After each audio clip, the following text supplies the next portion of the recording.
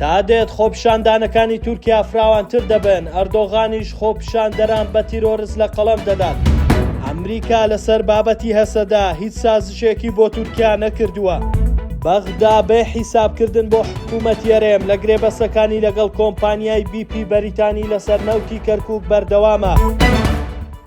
تاوەکو ئێساش خۆپیشاندانەکانی تورکیا فراوانتر دەبن. ڕەجەب ئەردۆغان سەرۆک کۆماری تورکیاش خۆپیشاندەران بە تیرۆرس لە قەڵەم دەدات و هەڕەشەیان لێ دەکات. تەنها لە ماوەی 6 ڕۆژدا 447 خۆپیشاندەر لە ئەستەمبۆڵ دەستگیر کراون کە 20 دانەیان منداڵ بوونە.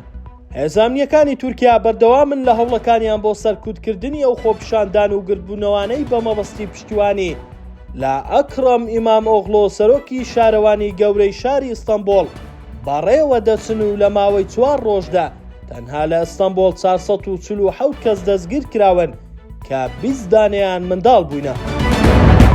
سەرەڕای ئەوەی یەکێک لە ئامانجەکانی سەردانەکەی هاکان فیدان وەزیری دەرەوەی تورکیا بۆ واشنتۆن دەرهێنانی مەلەفی داعش بووە لە ژێر دەسەڵاتی هێزەکانی سووریای دیموکرات لە ڕۆژاوای کوردستان، بەڵام بە پێی ڕاگەیەندراوی وەزارەتی دەرەوەی ئەمریکا لا کۆبوونەوەیان لەگەڵ هاکان فیدان وەزیری دەرەوەی تورکیا بە هیچ شێوەیەک ئەمریکا لەسەر ئەو بابەتە قسەی نەکردووە و ڕایان گەیاندووە تەنها لەسەر پرسی ڕوبەڕووبوونەوەی هەژمونی ئێران لە سووریا ئامادەیی هەماهەنگیان لەگەڵ تورکیا دەربڕیوە. بەو پێش بێت ئەو هەوڵەی تورکیاش لەگەڵ ئیدارەی ترامپ بۆ ڕازیکردنیان بۆ پشتکردن لە کورد و هەسەدە لە ڕۆژئاوای کوردستان شکستی هێناوە.